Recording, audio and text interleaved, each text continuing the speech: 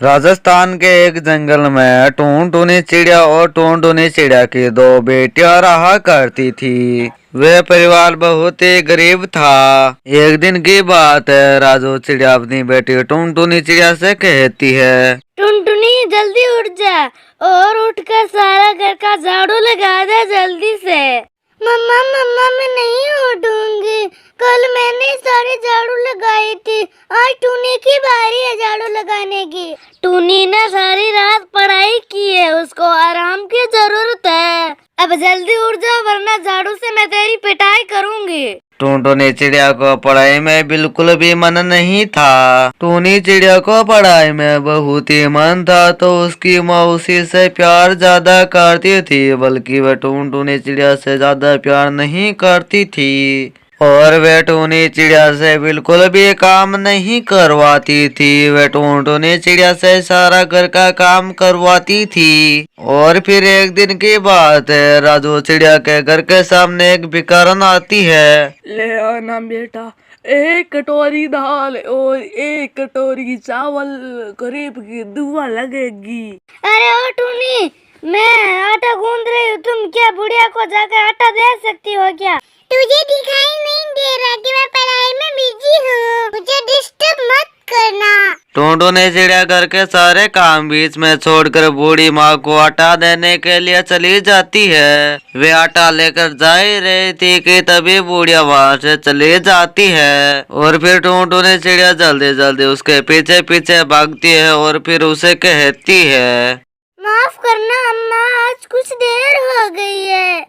कोई बात नहीं बेटा, तुम्हारी जगह कोई और होता तो मुझे इतनी दूर भीग देने कोई नहीं आता। और फिर टूनटूनी चिड़िया उसको आटा देकर वापिस अपने घर आ जाती है। वे तब तक घर आती है, तब तक सारा दूध नीचे गिर जाता है। टूनटूनी चिड़िया की माँ राजू चिड़िया नहा रही थी। वे वहाँ पर आकर देखती है तो उसको लगता है कि टूनटूनी चिड़िया ने सारा दूध नीचे गिरा दिया है। और फिर वह टूनटूनी चिड़िया से कहती है, टुनटुनी तुम्हें क्या पता नहीं हमारे घर की कितनी खराब हालत है, तो ऐसे दूध बर्बाद कर रही है।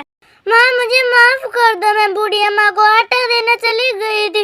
अरे टुन्नी यहाँ पर ही बैठी थी ना, ये भी तो दे सकती। मम्मा मैं पढ़ाई कर रही थी ना। टुनटुनी तुम्हें दूध खराब करने के लिए सजा मिलेगी। तुम्हारी सजा ये है कि तू पूरे दिन 2 दिन के लिए अकेली काम करेगी, सारे घर के औरतों को खाने के लिए कुछ नहीं मिलेगा। और फिर टूनटूनी चिड़िया जैसे तैसे करके दिन काट रही थी। उसको देखकर टूनी चिड़िया उस पर हंस रही थी। और फिर जल्दी जल्दी 2 दिन गुजर जाते हैं। एक दिन की बात है, टूनटूनी चिड़िया सो रही थी तो टूनी चिड़िया ने उसकी चोटी में आग लगा दी थी और उसकी सारी चोटी जलकर राख हो गई थी। ये देखकर टूनी चिड़िया को बहुत ही गुस्सा आ जाता है और फिर वह अपनी माँ के पास जाकर कहती है, देखो ना टुनटुनी ने मेरे बालों की क्या हालत की है। अब राजू चिड़िया को टूनटूनी चिड़िया पर बहुत ही गुस्सा आने लग जाता है। वह फैसला करती है कि उसके गांव में उसकी नानी के पास भेज देती हूँ। मैं तुझको यहाँ पर पढ़ा कर अपने पैसे बर्बाद नहीं करना चाहती हूँ, तू गांव जा और वहाँ पर ही पढ़ना। टूनटूनी चिड़िया अपनी नाना नानी के पास चली जाती है और फिर वह अच्छी तरीके से उसको पढ़ाते लिखाते हैं, तो यह दिन उसकी अच्छी नौकरी लग जाती है। टूनी के नाना नानी उससे बहुत ही प्यार करते हैं, लेकिन जल्दी टूनटूनी चिड़िया के नाना नानी का निधन हो जाता है। टूनी चिड़िया के नाना नानी के निधन होने के बाद उसका मामा उसको अपने घर से निकालने का फैसला ले लेता है। और फिर एक दिन की बात है, उसका मामा उसे कहता है, मैं तुम्हारा खर्चा नहीं उठा सकता, तुम तेरे घर चले जाओ। फिर टूनी चिड़िया अपने गांव आ जाती है। वह अपने गांव में आकर देखती है तो वह जान पाती है कि उसकी माँ की मौत हो चुकी है और उसकी बहन टूनटूनी चिड़िया ने अपने पसंद के लड़के से शादी कर ली थी। टुनटुनी अब तू यहाँ पर मेरे पास क्यों आई है? यहाँ पर तेरा कोई नहीं है। मामा मामी ने मुझे घर से धक्के देकर निकाल दिया, मैं कहाँ रहूँ? मुझे भी शादी करनी है।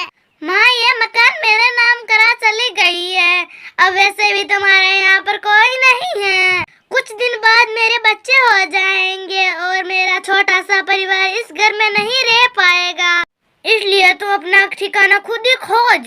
टोनी बेचारी दर दर भटकती रहती है और फिर उसने रिश्तेदारों से भी मदद मांगनी शुरू कर ली थी, लेकिन उसको कोई रखने के लिए तैयार ही नहीं था।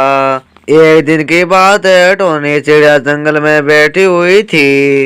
तभी वह देखती है कि वही बूढ़ी चिड़िया उसी के पास आ रही थी। वह जान गई थी कि वह वही बुढ़िया है जिसे वह कभी कभी आटा दिया करती थी, और फिर वह झट से बोलकर उस बुढ़िया से कहती है, अम्मा आप अभी तक जिंदा है क्या? हाँ बिटिया, मैंने ईश्वर के कृपा से बहुत बड़ी उम्र पाई है। तुम रो क्यों रही हो? और फिर टोनी चिड़िया उस बूढ़ी अम्मा को अपनी सारी परेशानियां बता दी थी। और फिर वह बूढ़ी अम्मा टोनी चिड़िया से कहती है, मेरे साथ आओ बिटिया।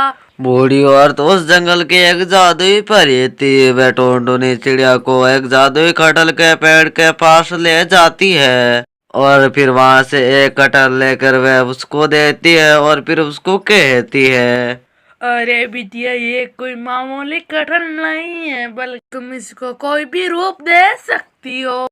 फिर ये 24 घंटों के बाद अपना असली रंग दिखा देगा। तो है जादुई कटहल, तू एक छोटा सा मेरे लिए घर बन जा। अब टोनी चिड़िया के पास एक जादुई घर आ गया था। वह चाहे तो उसमें कुछ भी मांग सकती थी। कभी कभार तो वह जंगल में जाकर खुद भी फल लेकर आ जाया करती तो, और इसी से उसका मनोरंजन भी हो जाया करता था। 24 घंटे बाद वह अपना असली रंग में आता तो वह उसको फिर से वह जादुई घर बना दिया करती थी। इस तरह से उसकी जिंदगी हंसी खुशी कटने लग जाती है। अब उसके पास किसी भी चीज की कमी नहीं थी। अच्छा घर था और अच्छा खान पान था। तो बच्चों, इस कहानी से आपको क्या शिक्षा मिली वह हमें कमेंट कर जरूर बताना।